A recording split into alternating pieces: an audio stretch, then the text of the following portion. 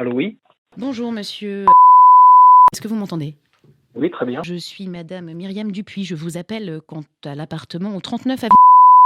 Votre fils, je pense, a séjourné, vous étiez garant sur le bail. Mais attendez, je comprends pas. Vous êtes qui? Redites-moi ça tranquillement, là, parce que vous êtes un peu... Redites-moi... Bien entendu, avec grand plaisir. Je suis Myriam Dupuis. Les deux personnes qui ont occupé et qui ont quitté l'appartement au 1er septembre. Et Oui, donc c'est vous mon fils. Fils, oui. Ah bah très bien. Ah bah alors donc du coup vous pourrez encore plus peut-être répondre de ces actes, j'allais dire, si je puis me permettre, puisque là je suis déjà face au chèque de caution de 680 € signé par vos soins, qui ne vous sera pas rendu. Le fait de retrouver des parts de pizza dans un appartement où des jeunes ont vécu, cela ne me choque pas.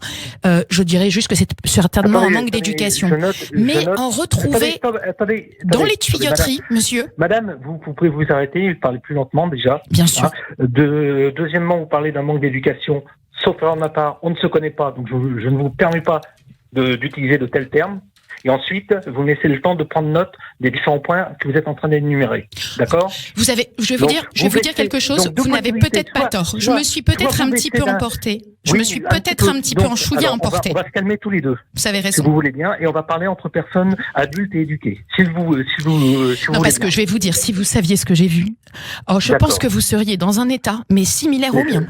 D'accord, mais vous êtes qui, madame? Vous êtes la propriétaire? Vous êtes la personne de l'agence? Non, je suis la propriétaire. Je suis revenue de l'étranger, donc dans cette phase de Covid. Alors en plus, vous savez que ce n'est pas évident pour personne.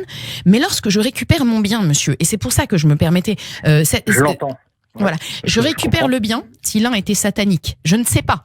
Alors je ne sais même pas comment ils appellent les jeunes, les signes gothiques comme ça, mais avec du sang animal, enfin quand même sur les murs, ça c'est absolument inadmissible, monsieur, vous comprendrez. Parce que les gens ont des pratiques, moi je respecte, de toute façon tout ce qui est bon... Mais attendez, mais moi je suis allé dans cet appartement quelques jours avant comment on appelle ça, l'évacuation finale, quoi, cherche le mot, mais il n'y avait pas ce que vous êtes en train de me décrire là. Hein. Ah bien, donc il s'agit donc de la crashing party. Bah c'est ce que mais je vais vous dire, c'est ce que mon fils m'a dit. Ah ben c'est sûrement ça, puisque il s'agit d'une eh bien alors il y a une nouvelle mode chez les jeunes où avant de rendre l'appartement, une fois que l'état des lieux est fait, on fait une dernière fête et alors on détruit tout. Donc toujours est-il que je ne sais pas ce qui s'est passé. Le chèque de caution ne pouvait pas être rendu parce que ces traces de sang, il faut quand même bien les enlever. D'autant plus qu'on ne sait pas non plus s'il n'y a pas quand même, j'allais dire d'autres liquides corporels, mais ça, j'ai pas du tout envie de rentrer dans les détails. Et il faudra aussi quand même regarder par rapport au prélèvement de la police scientifique, mais ça, on en reparlera. Toujours est-il que je demande un recours pour pouvoir prélever plus, parce que 680 €, qu'est-ce que vous voulez que je fasse avec ça? Voilà. Tout est dit.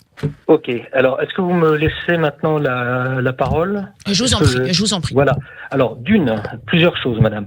Je comprends parfaitement votre émoi.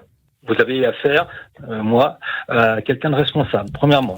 Deuxièmement, mon fils était colocataire. Je connais très peu le fils, le colocataire, mais absolument pas la famille.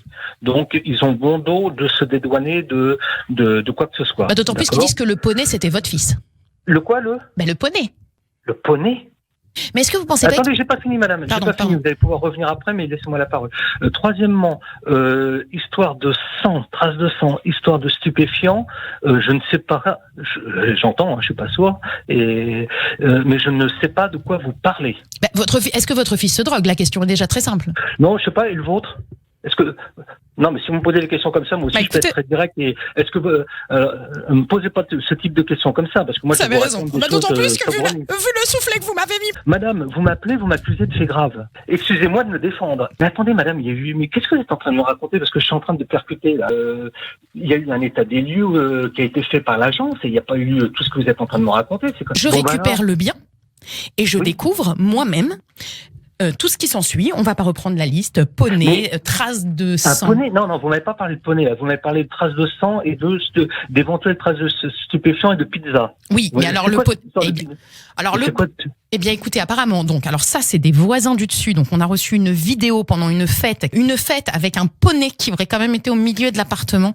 Alors ça, je dois dire que quand même, j'en ai vu des locataires. Mais alors les poneys au milieu d'un appartement, vraiment, ça, je dois dire que ça va. Madame, c'est il fort de une vidéo qui a été tournée. Une vidéo, exactement, sur les réseaux sociaux. Si vous voulez que je prenne votre mail, je vous l'envoie.